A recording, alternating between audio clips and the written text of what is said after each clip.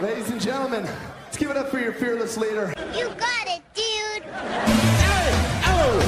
Let's go. All right. And here we go.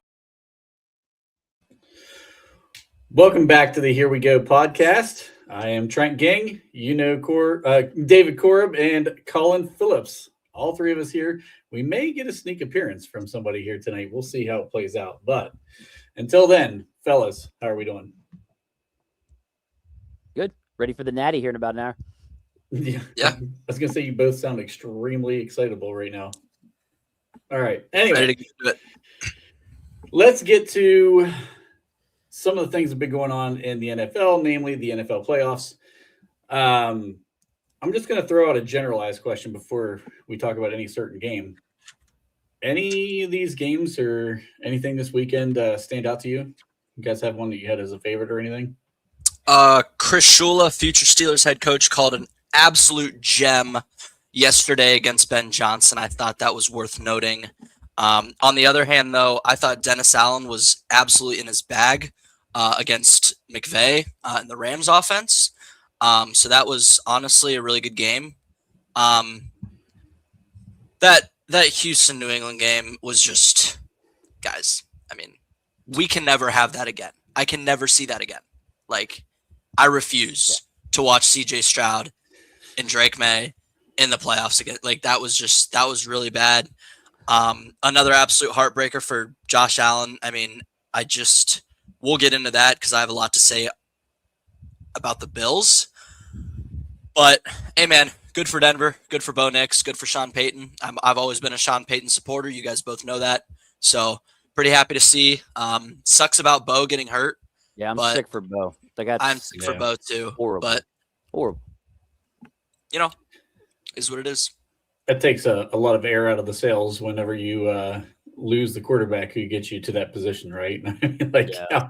Second to last play of the game, I think is what they said it was, something like that. It was. That's what they said. Yeah. Dang, man. I mean, he even walked out of there. Like, yeah, I'd have never thought it. Nothing. No, the way he walked off the field, I thought he got rolled up on or just something minor, and then they're celebrating, and shortly after, the news comes out, and he's out for the playoffs. So, the Patriots-Texans game, I was so fucking pissed. Like, just absolutely pissed off. Because all I could think to myself is, we fucking lost to that. I'm sitting there, I'm just like, does everybody understand now why we needed change? Like, we couldn't beat Stroud. That was one of the worst playoff performances I've seen combined by a quarterback in a long time. What did they say? 5 interceptions, 5 fumbles he had? Yeah.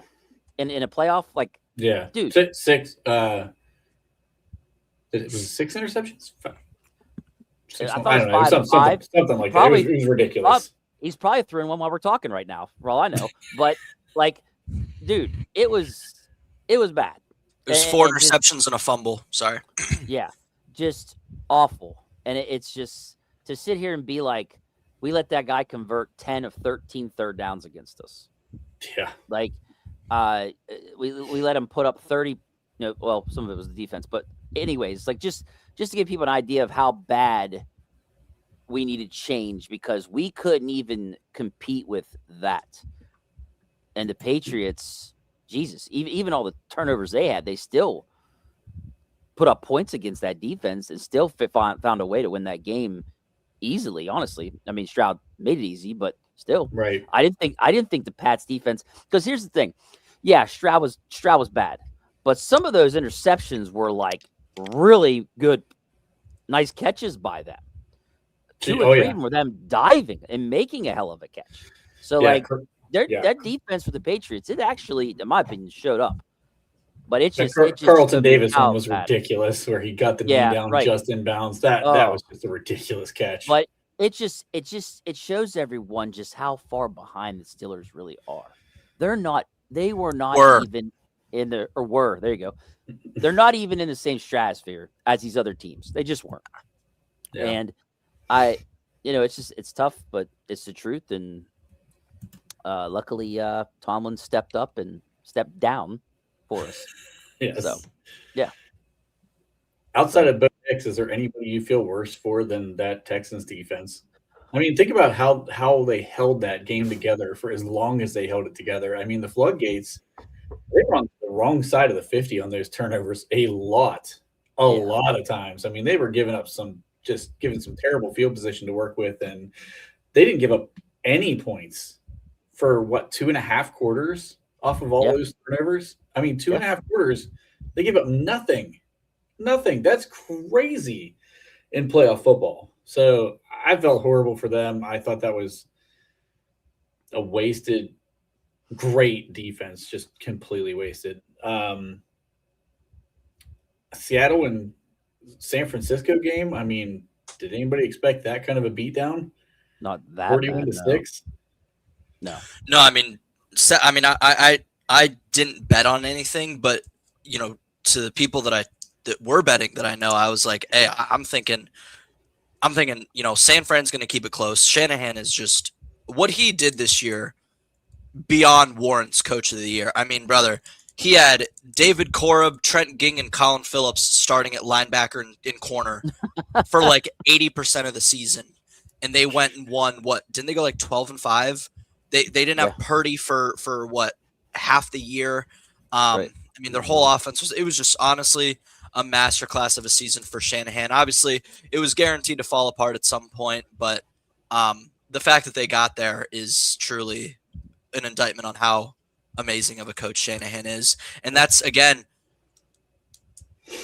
those two teams, I mean, Seattle and San Fran, like Corb said, Pittsburgh isn't even in the same stratosphere as either of those teams. Yeah, they're not. I mean, they're just not. It wasn't even close. I mean, or Denver, or even Buffalo. I mean, we got blown out by Buffalo. Them. Yeah, any of them. Like, really? What, the Yeah. Panthers? Is the Panthers the only one that maybe, like, we're close to? Then they had a losing record. So, what's that say?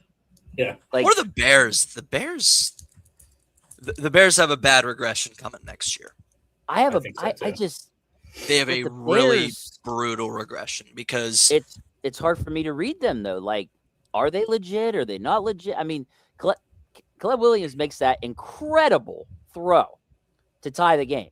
Then the awful interception in overtime. Well, that's the thing. That's the thing with the Bears is, like, I mean, you look at that, like, look at their schedule and the games that they've won. Like, to a box score watcher, you're going to sit there and be like, oh, the Bears are awesome. Not really. Like, the amount of just unreal comebacks that just kind of they pulled out of their ass, or, the tale as old as time, the one score record is always going to call for a regression. The turnover differential during the year was nuts. I mean, I'm saying this as a guy who roots for the Packers and roots for Jordan Love. You can't sit there and tell me that if the Packers don't give up that 28-3 comeback, that they don't beat the Rams on Sunday night. Because from what I had seen, that Rams team looked very beatable. I thought Sean McVay did not call a good game. Stafford looked bad. Defense, the pass rush was non-existent. I mean, Love with a clean pocket was the highest grade on PFF by far this year. Just overall, it was just frustrating as a neutral Packers enjoyer watching that Rams-Bears game. Like, dude, the Packers could have just beaten the shit out of both these teams tonight. So that's, I guess, to answer Trent's question, that's who I also feel that. Did Stafford look old? Like, that's how he looked to me. Like, I don't know. I kind of wondered if that cold weather was bothering his finger, because it was the index finger where you drive the ball. I wondered how much. When you get old, the cold hurts you when you get old. So yeah. I don't know. This might be his last year. Think? If he goes out on top, you mean? Or just in general? I still have the Rams winning it all. I think if that does happen, he's done. Could be. We'll see. That'll be interesting to see how that plays out. I watched back our Friday show, and I said that this might be the first game all season where Ben Johnson gets out coached. And actually, I kind of feel like I don't know. I mean, on the offensive side of the ball, yes, but it was like both defensive coordinators were the ones out coaching the offensive coordinators in this game. But both DCs were in their bag. I mean, there's no doubt about that. Yeah, it was Shula out coaching Ben Johnson. Yeah. Really, and I'll say, Cora, but we have that's going to be a fun one. But I thought Shula definitely outcoached Ben Johnson. But I don't know if this is me and how much I love and admire Sean McVay. I don't know if Dennis Allen necessarily. Again, I'll say it again. I thought Stafford kind of let him down. I really did. I thought Stafford just was not good, was not adequate. I would have liked McVay. True. I would have liked McVay to run the ball more. But even then, I thought Stafford just totally let him down. Like, there were a lot of throws that he left way out there. He was kind of all over the place, especially in like that second to third quarter area. I know that those first couple drives he was fine, and he was pretty nails at the end. But I thought he kind of let him down in the middle third of that game. Well, it was interesting because the Rams had most of their success running the football, but they just wouldn't do it. I mean, Kyron Williams was having a game, really, for the touches that he was getting. I thought he had a really, really good game in that one, and they just were not feeding him the ball. And Caleb Williams, man, I mean, that kid is still exactly what he was at USC.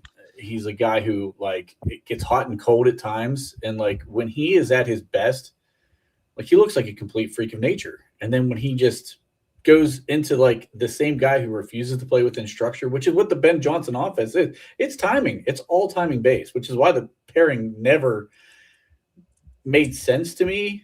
And maybe he needs another year with Caleb to, like, get Caleb to really understand, like, hey, dude, like, I need you to hit your drop, and this ball needs to go right here on this time. And maybe that'll play out better next year for them. But Caleb, man, he goes rogue way too often, and in that offense, it's I don't know, it's weird. So if that kid ever figures it out, he's got the talent. I don't see him as much more than a middle of the road quarterback because he's so hot and cold to me. And people are gonna massacre me for that, but that's what I saw, and it played out in this game. He had moments of brilliance, and they had 3 interceptions. That's who he is. That's just who he is. He gets careless. That's just how he is. He plays a wild game, man. I put it in the chat. What did you? So I wanted to give the Bears credit draft wise, going and getting Odunze and then doubling back and going and getting Burden, because they both showed up in this game along with Moore. And that's one thing I wanted to give the Bears credit for, was drafting those guys back to back, getting that wide receiver to have 3 of them for this playoffs. And look, they almost pulled it off. And going out and getting DeAndre Swift and getting both the tight ends and getting Monangai in the late rounds. And I mean, like, they've put together a lot of pieces around Caleb. And if they, I mean, their pass pro is ridiculous, and their run game is that was a top 10 offense. What round did they give Monangai? 7th, 6th, 7th. Yeah, I was gonna say it was late. I loved him. I don't know if you guys, Colin, do you remember me talking about that kid coming out? I loved that kid. Remember, there's a few people who are big fans of Monangai. I loved watching him in the Big Ten, and sometimes you never know how guys are going to translate when they're not like the true all-around backs. You don't know what kind of reps they're going to get in the NFL, and that's kind of how I felt like Monangai fell in. But, man, he's big, powerful dude. You felt like he was going to find a way to get on a roster somewhere. How does that make you guys feel about KJ now? Like, do you still feel like he's going to be – it's the end of the season, so do you guys still feel like he's going to get there? Because you guys were high on him. Very and I'm not talking shit. I'm just saying, like, do you still feel that way? Do you feel like he's going to be the guy?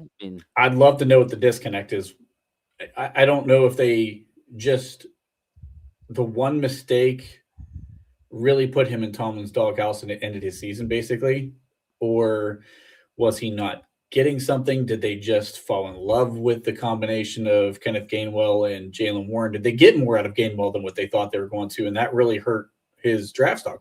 I mean, I was on the record, and I Colin, I think you were kind of in the same boat. I didn't want a guy before the 4th round. I did not want to draft a guy that early at the running back position. I just look at Bashal Tutin for Jacksonville. Look what he did. He went after. I mean, there's so many of these guys that you could have got later in the draft that I just felt like, Colin, you and I talked a lot about Devin Neal. Now, he's a guy who we thought was a very similar runner, and he didn't turn into anything so far this year either. So it's just it's so hit and miss on that position. But I still think there's a place for KJ. It depends now. Everything's up in the air because Who's your OC? What's their run scheme going to look like? Does he fit that run scheme? He's only played in a zone run scheme his entire career. If you don't bring in that same scheme, does he even fit it? Well, that's the thing. He fit. That was the thing that we liked about him, was that he fit with the Arthur Smith scheme. But Arthur Smith's not going to be on the roster or on the staff next year. Exactly. So I don't really know exactly what it's going to be there. I also think the Gainwell and Warren thing, I don't think it was necessarily a coaching thing. I think it was a Rodgers thing.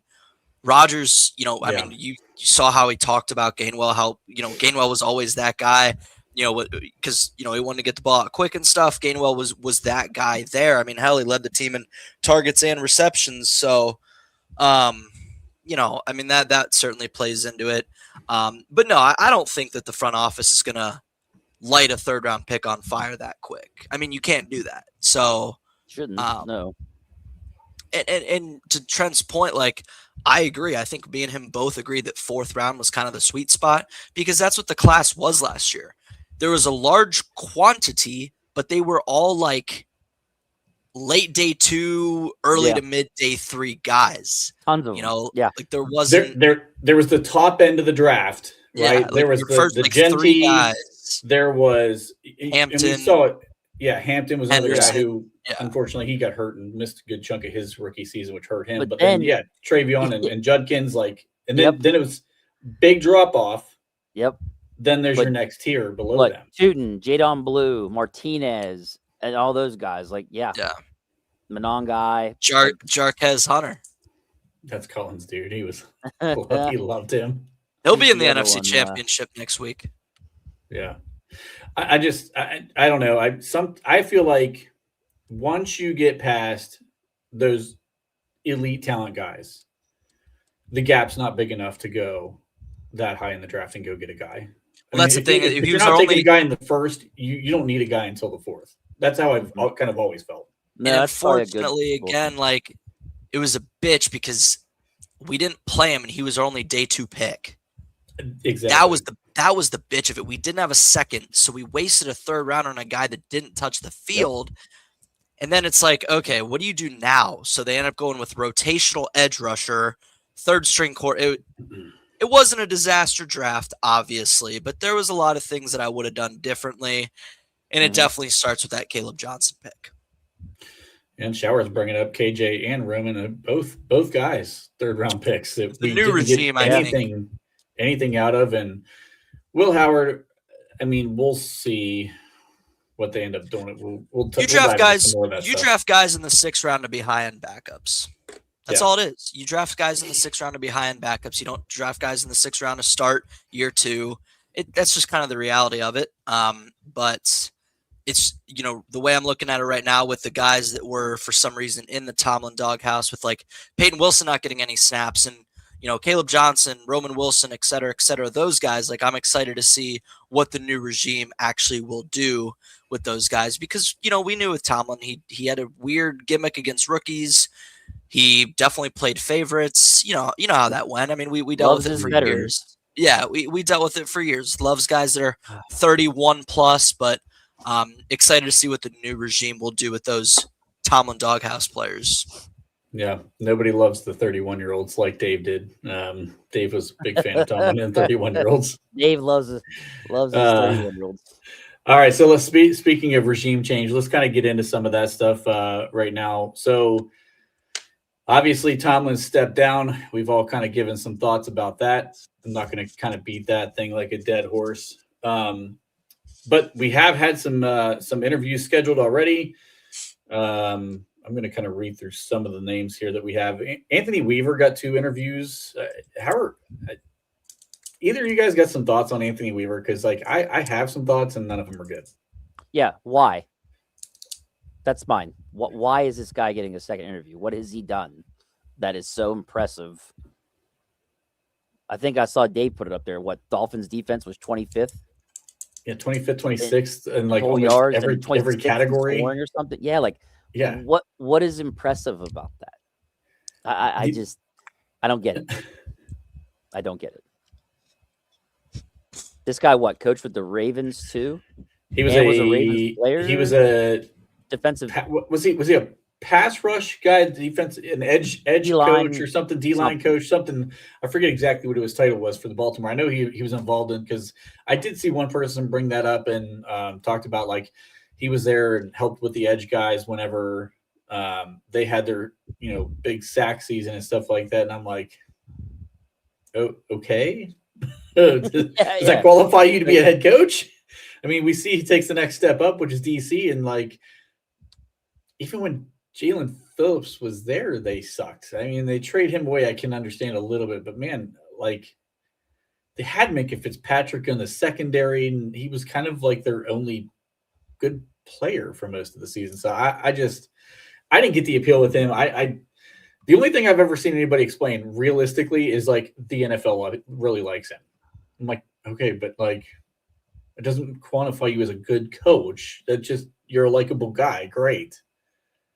I don't know.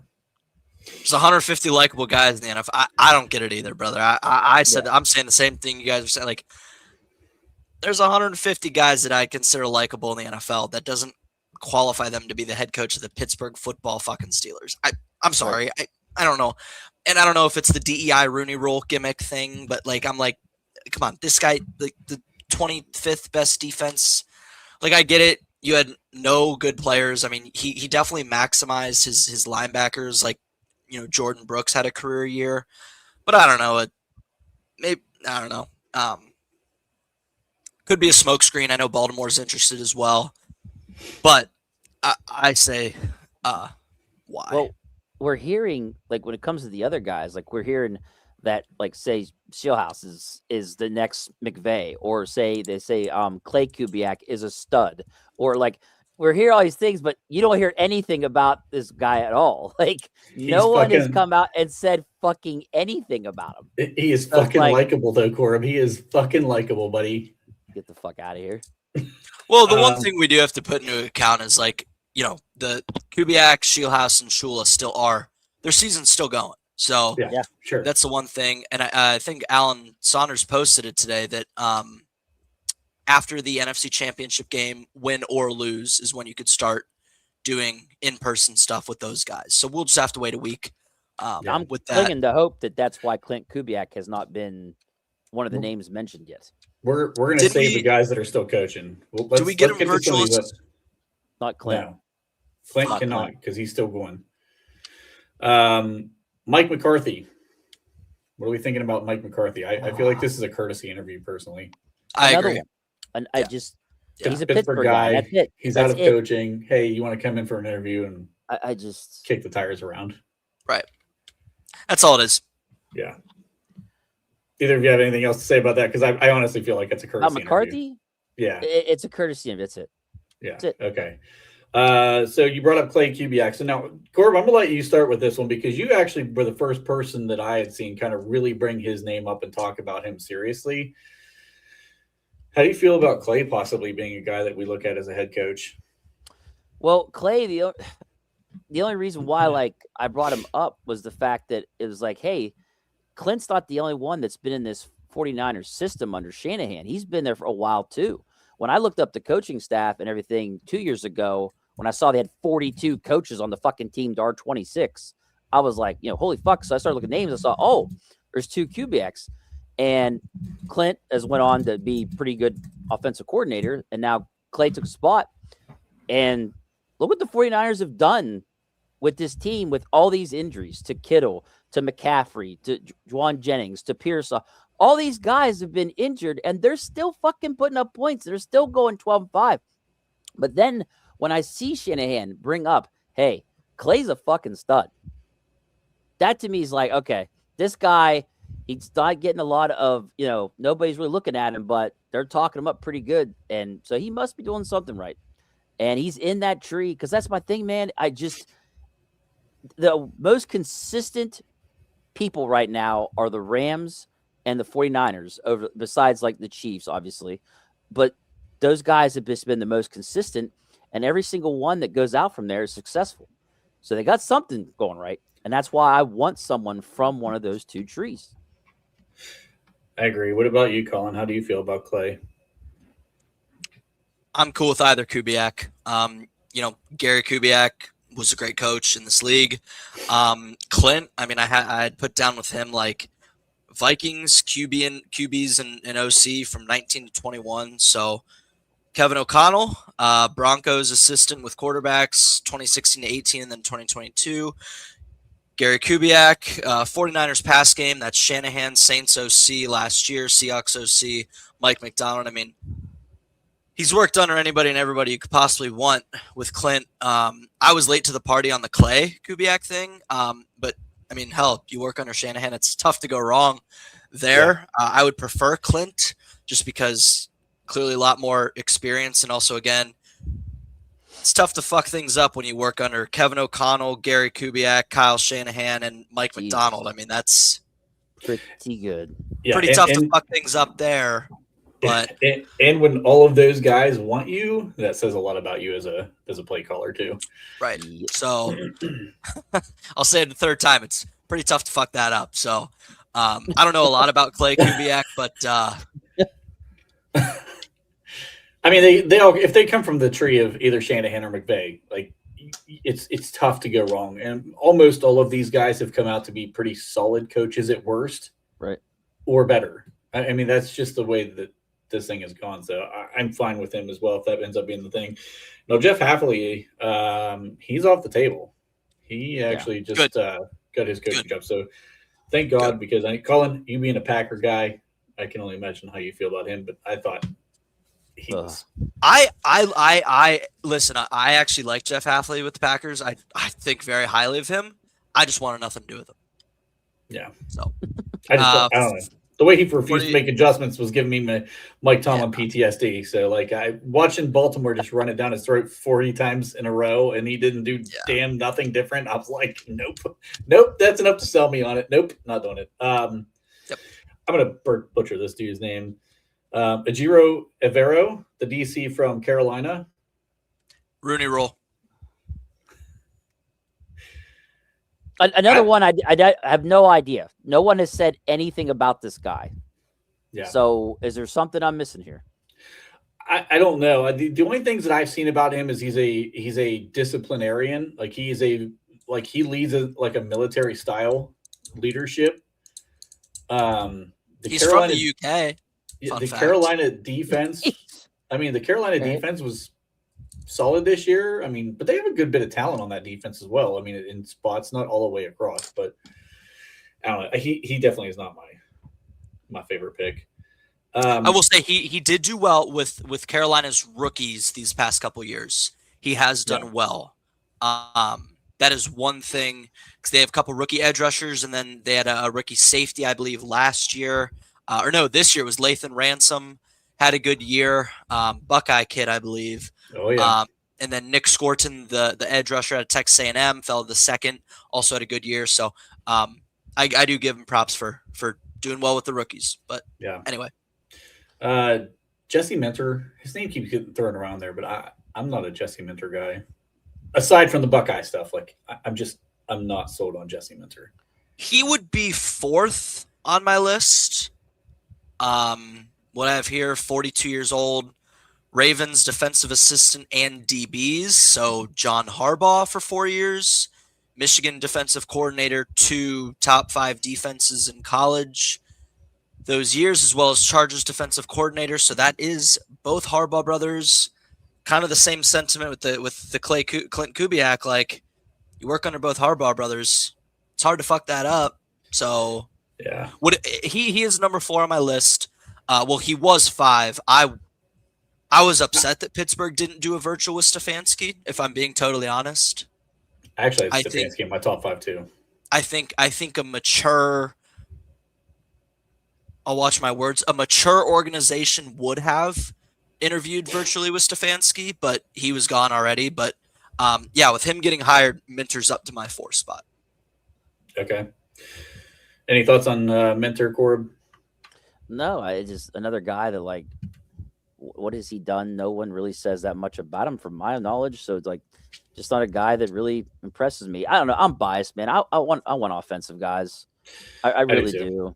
Like, the only defensive guy where I'm like, yes, is Shula. That's it.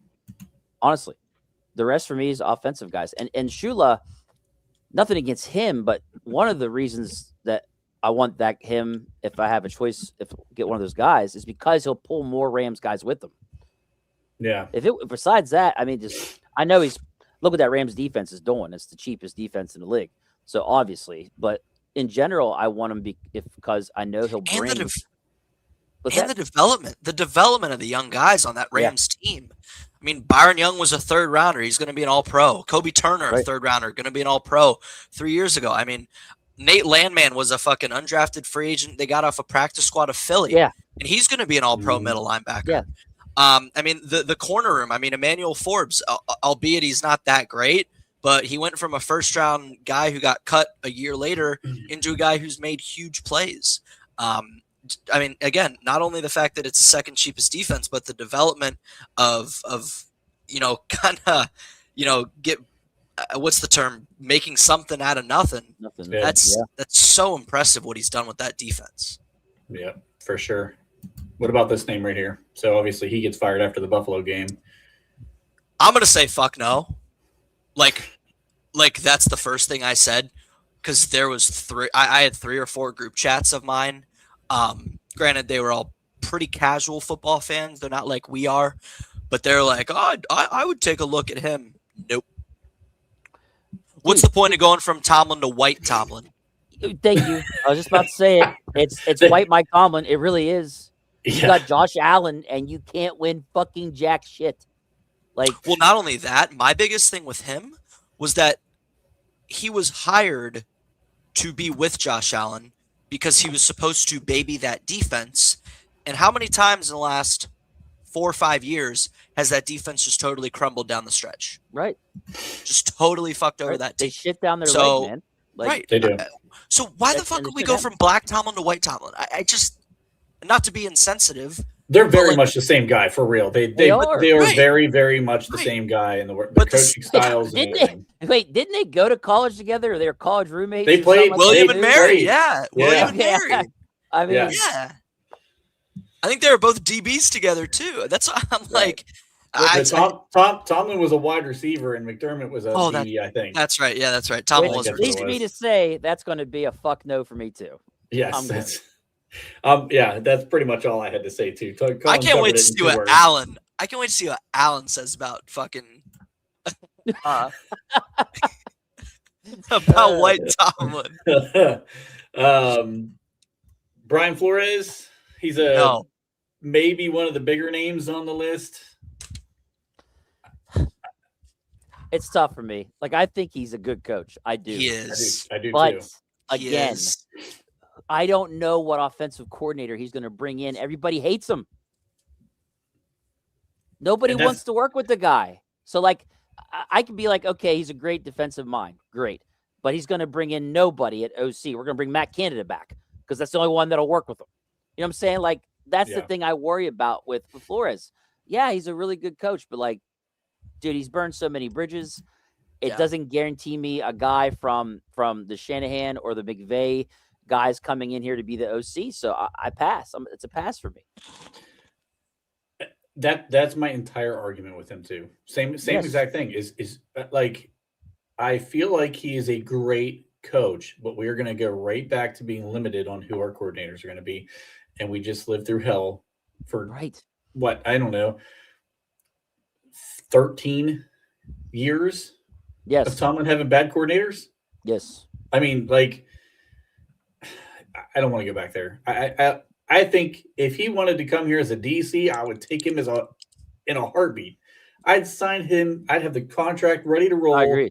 Sign on the bottom line right now. I think he's a phenomenal mind. I agree with you. I think that he's burned too many bridges and there's nobody who wants to work with him at this point. So well, and I just find it a little bit suspicious that why are we the only team that's actively pursuing him as hard as we are? Right. The only team to have a scheduled fucking in-person interview. We were the very first team to do a virtual interview. Is that not a red flag that we're the only team that's really pursuing this? Right. I try not to look too hard at betting odds because Pittsburgh does typically fade those. But the fact that he's jumping up in betting odds is fucking terrifying. I And will got not a do. second interview. Like I they've will. already I already- will it's not like, do it. what? Like it scares me that they're on the cusp of picking him. I will not do it. I will not do it. And I said this at work today. I will not. I will retire my podcasting career. I will not do do Brian Flores, because that's just, to me, that's just a younger Tomlin. He's gonna want the yes men. He's gonna be like a disciplinarian CEO head coach ass gimmick. Fuck that. No, I won't do it. Yeah. And I hope Alan has the same sentiment, because I just won't do it. Yeah, I I think have 8 names written down here, and he's not one of them for that reason. So yeah, I think he, if you know, I hate to say it, like, but if he would have done what he did to the NFL, he'd have had a head coaching job again by now. He would have been in the conversation. But the way that he burned all those bridges on the way out of Miami, and then added there was 3 teams in that lawsuit total. I think that now I forget who said it, and I wish I could give them credit. There was somebody who put out there that when he was here in the building in Pittsburgh, that all of them loved him. The team loved him.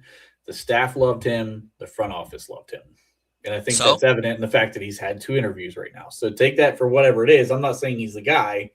I'm just saying not everybody in the NFL hates him, obviously, because Pittsburgh's pursuing him, which is unfortunate. Is that what the fuck they're looking for? They're trying to find the next Mike Tomlin. Is that what this is? Maybe. Maybe. Well, he's 10 years past what Tomlin was when he was hired. So that would be not, he's older for what they look for. Right. Normally.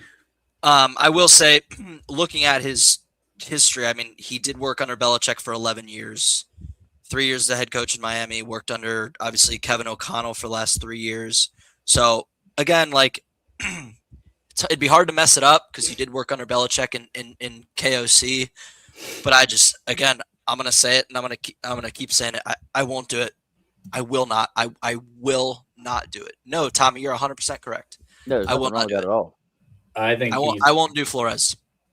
Yeah, I'm out on Flores too. Shula's, look, I think we can say whatever we want about any of the interviews, because I think this is all basically preparing for Plan B, because I think Shula's their guy. I said it Friday.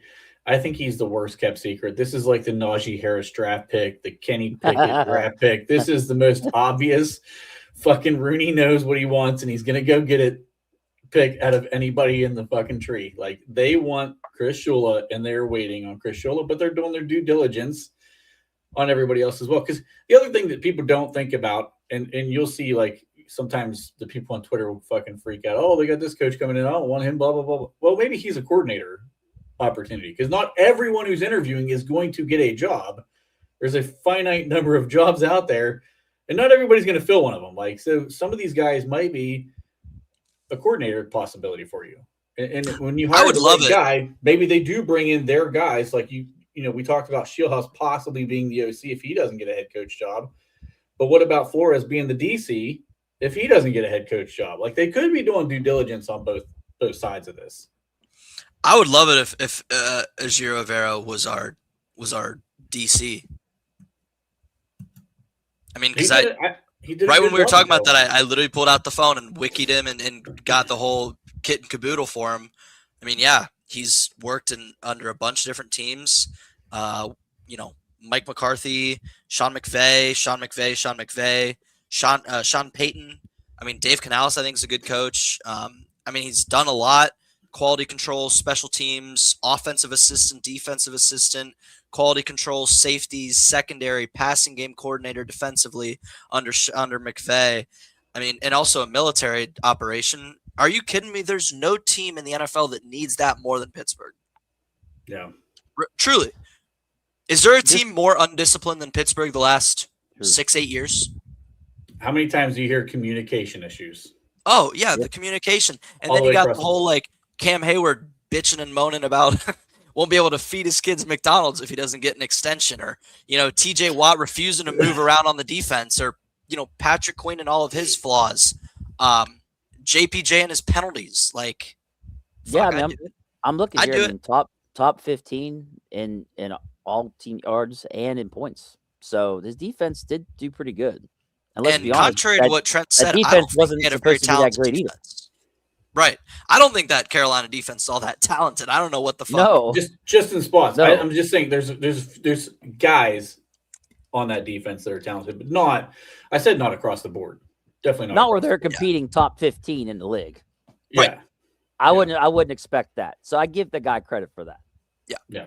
So DC, especially when the offense was okay. very slow to start the season too. I mean, they struggled. So typically when the offense is struggling, the defense is going to put up some pretty shitty numbers, but I mean, they held pretty strong in that mid-range all season, I think. I don't and had remember some them being upsets. that They had low. some upsets this year too. Yeah.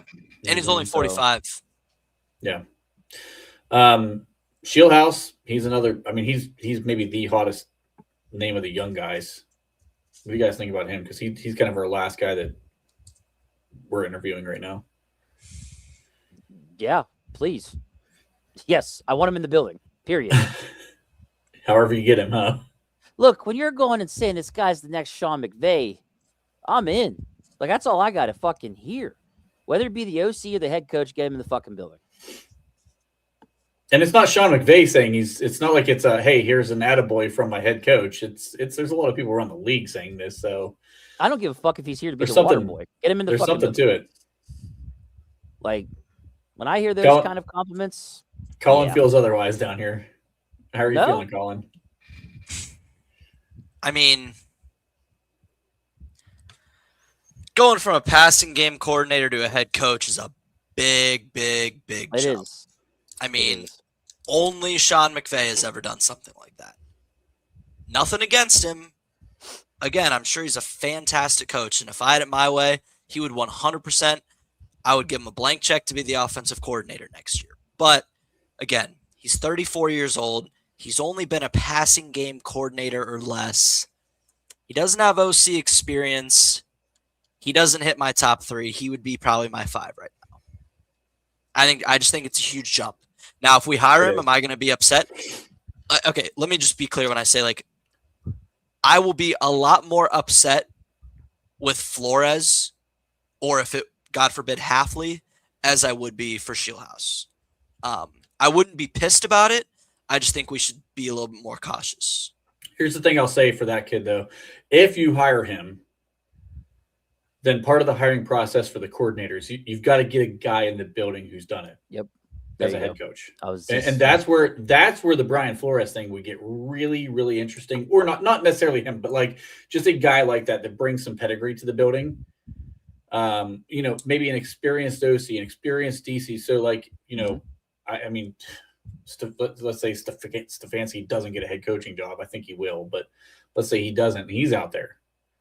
Bring him in. He ran really well in a dysfunctional Browns organization.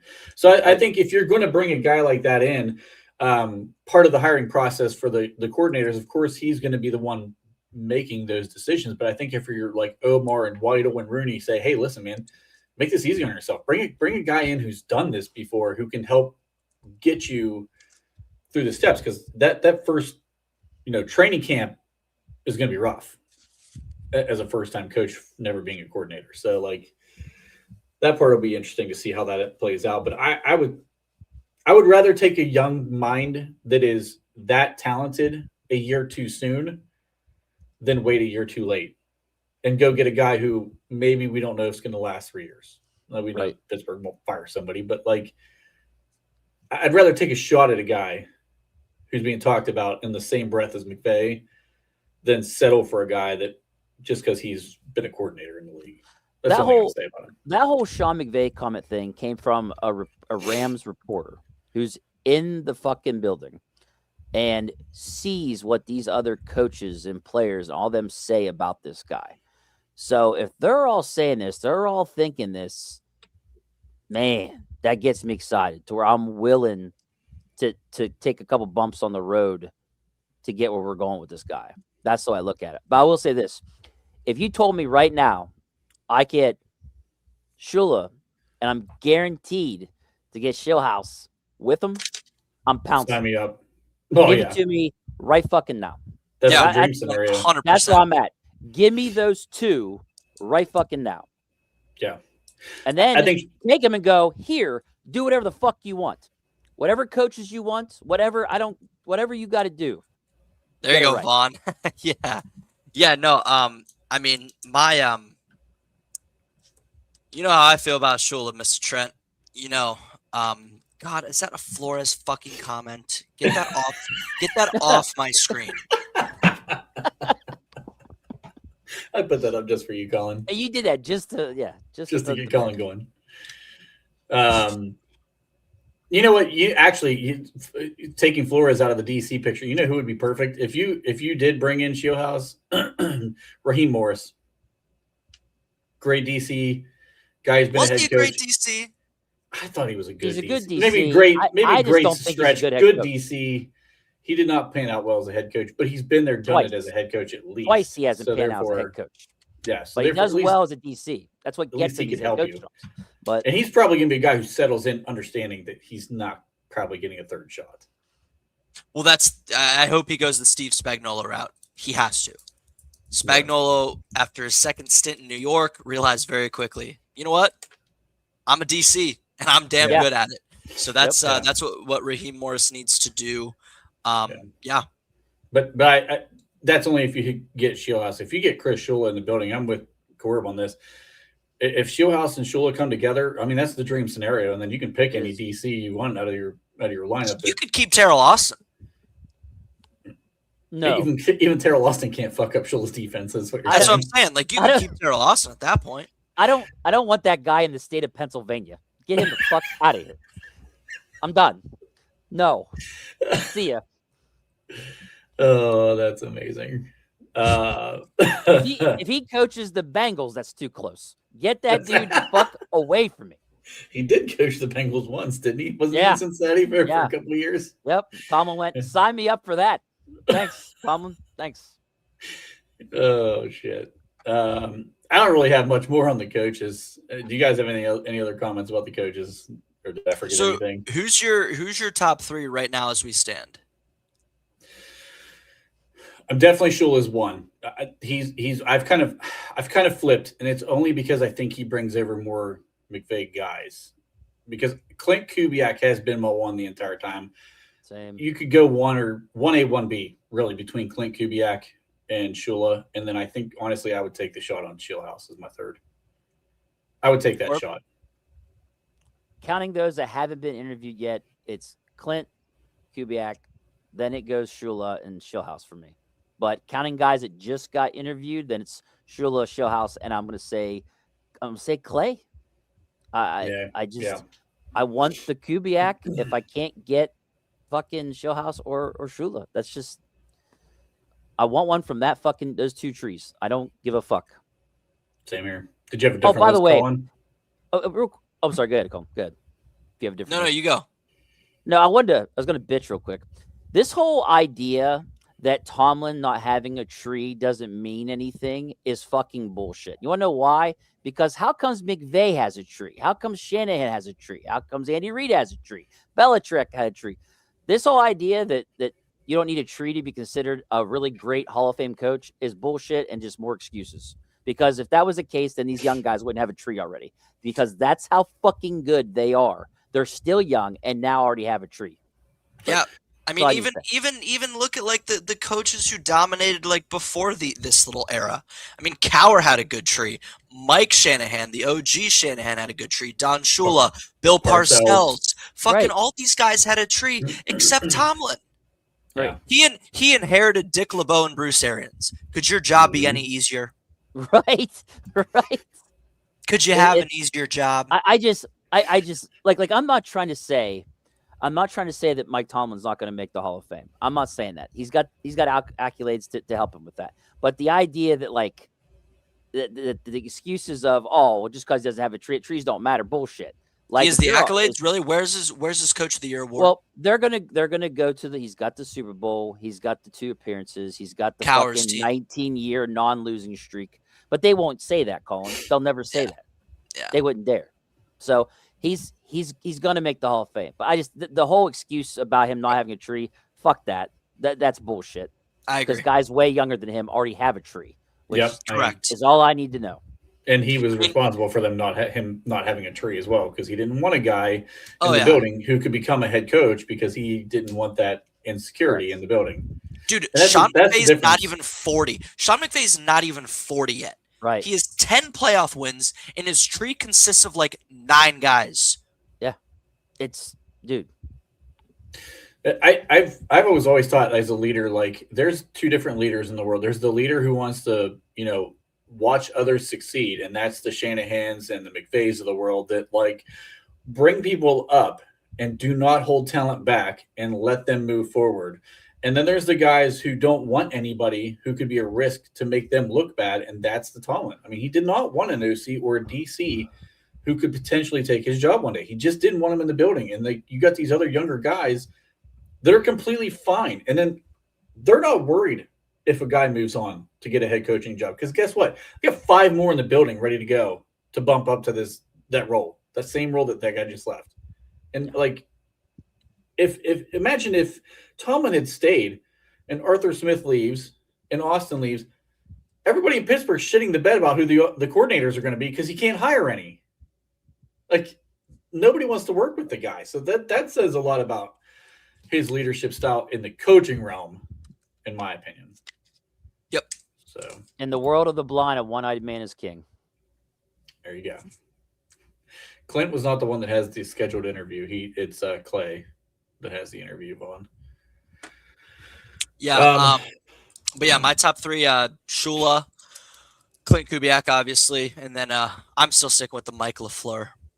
So. Oh, I was gonna ask you You about can't. that, like to bring him up because I don't. They haven't interviewed him, right? No. He was But on the list. Isn't that the No, one that's actually, been not under many both teams have. Shanahan and McVay though, Colin?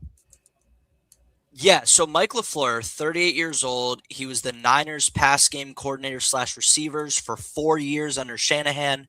He was the Jets OC for a couple years there, and then he's been the Rams OC for the last 3 years. So, Later, Vaughn. yep.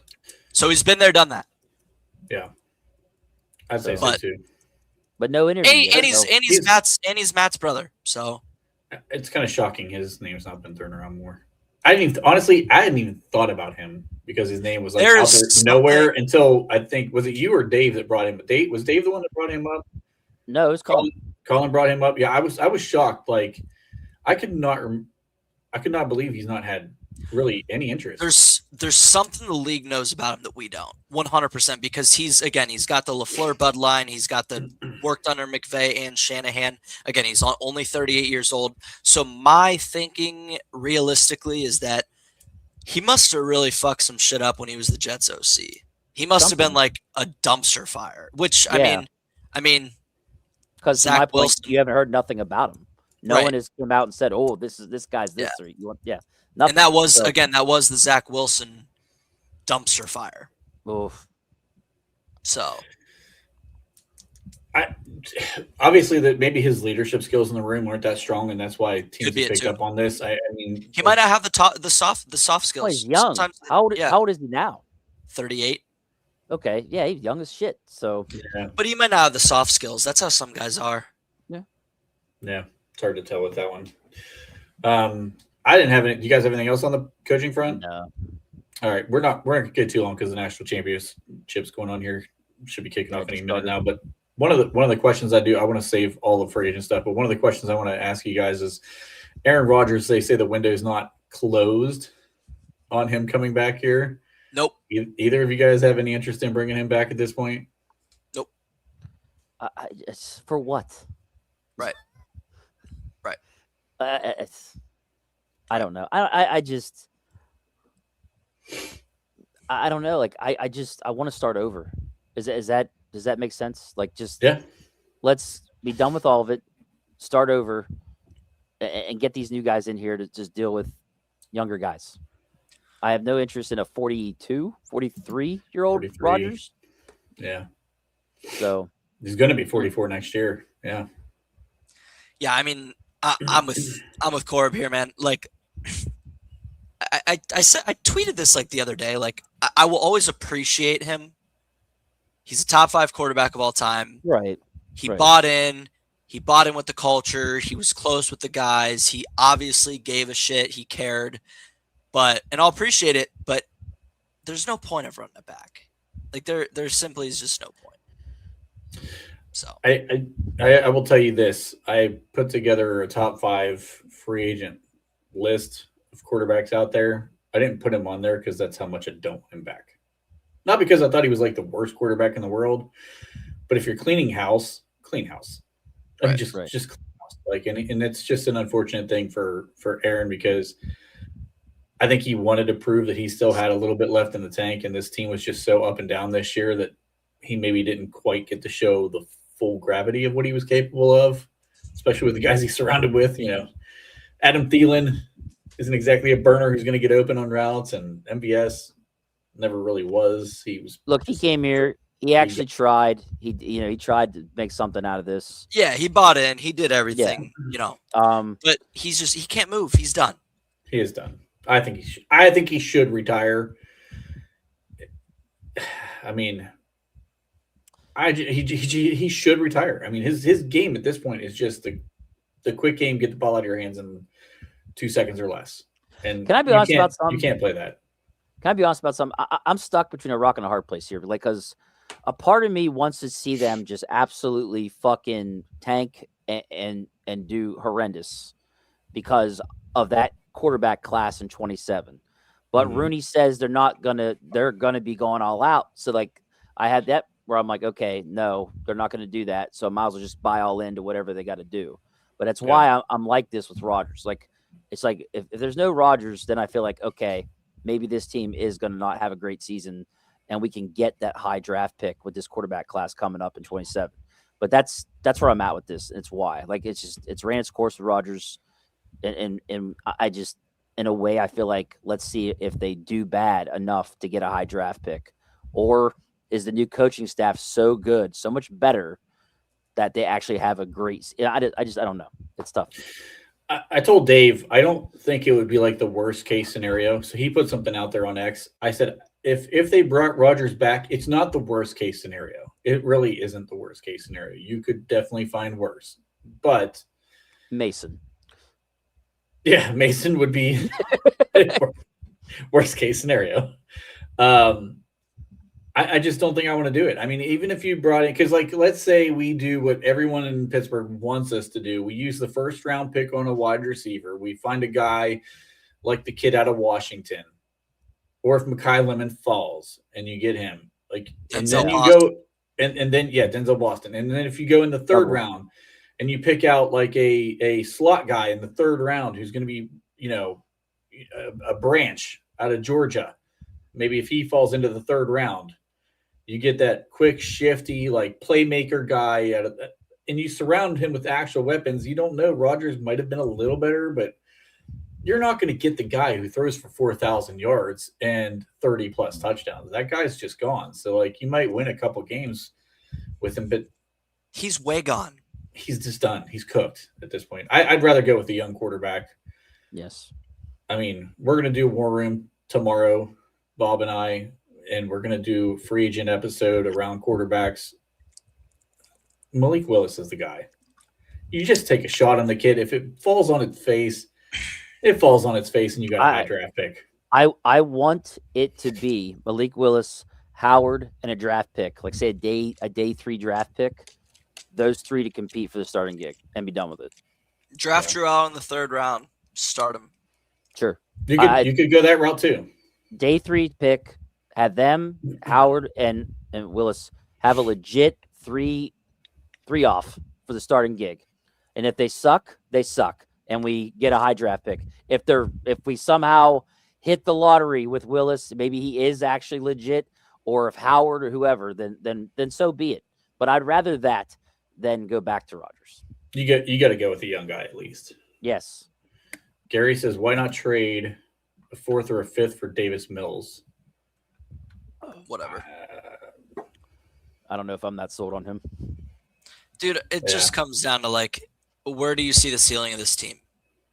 Whole new staff, aging, expiring contract. Right. So that's like, I know a lot of fans you'd be shocked at the the people who don't understand the concept of like you can't just go like 10, Yeah, 7, right. 11, and 6 every year. And yes, and learning a new system. It's going Right. to take them It's a gonna long take a couple time years. to get in that groove. It's going to take a couple So- years. Listen, I've been saying it for years. I've been totally prepared. Tomlin's got to go. We're going to have a down year or two. Guess what? It's football, right? Yeah. I mean, the Patriots were 4-13 last year, and they're going to be playing in the Super Bowl. So, you know, it's just like, you know, yeah, that's I don't have much else to. Yeah, Pittsburgh fans are just going to have to accept the fact that we're in a rebuild. We may not go into a total tank rebuild like what, you know. No, the we'll go Dolphins like did for 7-10. Yeah, but we We're are like definitely going to go through a rebuild. And I will dive more into this as the offseason goes, but there's going to be some contracts we need to get rid of too on this team. And so you're going to lose some talent by dumping some contracts, and you might fill that talent with the draft. I mean, we got 12 picks. You don't know how many of them are going to be starters. I mean, so far, we've gotten a lot of starters out of our drafts in the last 3 drafts. So in the 4th round, we've hit on 4th round, 3 years in a row? Yep. So, I mean, it may not be a super long rebuild if we do the right things, but part of that is going to be dumping some contracts, and part of that is also not bringing back a soon to be 44-year-old quarterback.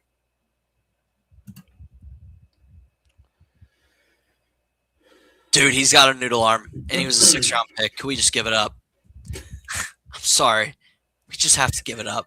I'm not there yet, Colin. A+ draft pick. I want to see him get given a shot. All right, lads.